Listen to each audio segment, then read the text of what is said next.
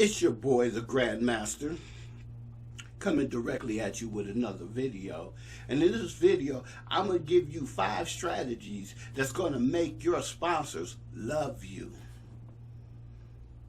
So, number 1, you know, when I first started writing proposals, my proposals were getting turned down. And I would go to the organizations and I would ask them, well, who did you fund?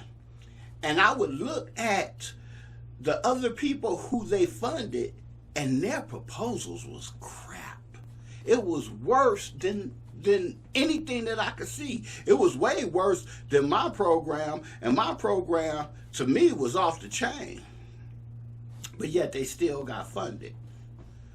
Why did they still get funded? Why did they still get funded? They got funded because they were in the sponsor's face. They were going to the meetings. They were showing up. They reached out. They had people to connect them to the sponsors. So number 1, you have to be present for the sponsors to know who you are. You have to be in the sponsor's face so they'll know who you are. You have to go to the meetings. You have to sign up for their newsletters. The foundations have newsletters. The government organizations and government funders have newsletters. They have where they send out for when they have grants. They have webinars now. Because of COVID, they have webinars that you can attend, and they ask you to put your name in the chat box. When they start seeing your organization, the more they see your organization, the more they respect you. The more that it's in their mind, hey, this is an organization that we can sponsor. So the first thing is you have to get in front of your sponsor. You have to get in front of the organization or the person who you want to become your funder. That's number 1. Number 2, listen to learn. Listen to learn. So when I first started writing grants and I literally got turned down, sponsorship letters, I literally got turned down over 1,000 times. Because I wrote the sponsorship letters the way I thought they should be wrote. So I would say to them, hey, if you give me $5,000, I will help the homeless. That's why I got turned down.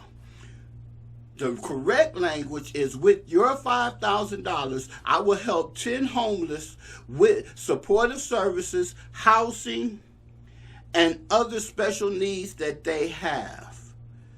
You have to learn to speak the sponsor's language. You have to listen to what the sponsors want to sponsor. If you have come across a sponsor who want to work with homeless and you send him a proposal working with youth, you're not listening. You have to align your target sponsors with what you do. You have to align your sponsors with what you do. Your goals need to be the same goals as theirs are. You have to, number 3, you have to solicit the right way. Soliciting the right way is going back to what I said earlier, going by their guidelines. Having your project align with their project. The worst thing you could do is focus your project on their guidelines, and that's not what they're doing. If their guidelines are working with youth and then you turn around and send them a proposal working with homeless, that's not in the same direction. You have to solicit the right way and make sure you are aligned with your potential sponsor. Another thing, are you easy to work with?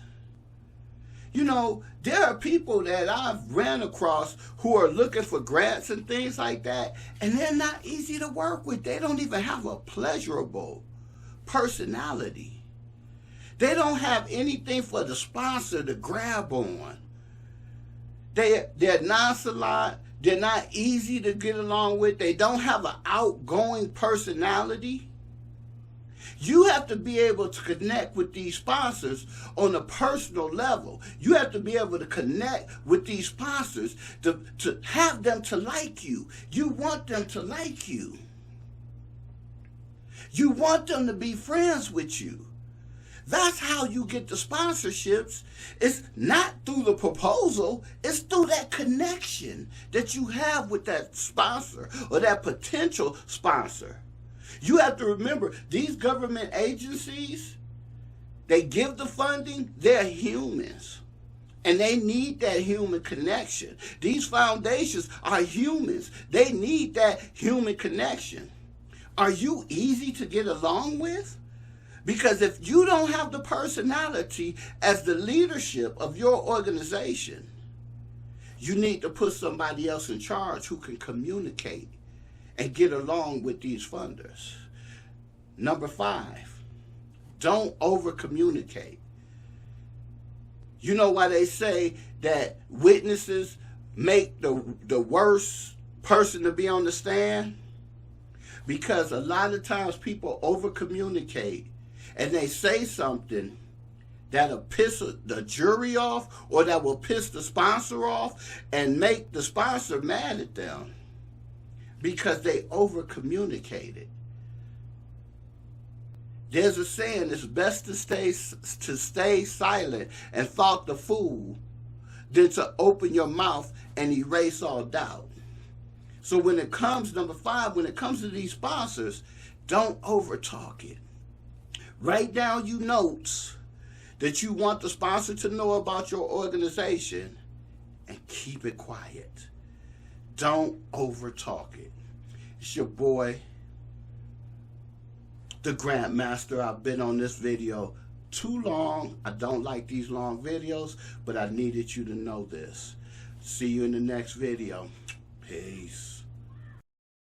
Hey, come and check out Pharaoh Mitchell Enterprises. Teaching people to dream with their eyes open. You gotta learn to survive. He miles above the rest, he gon' put you to the test.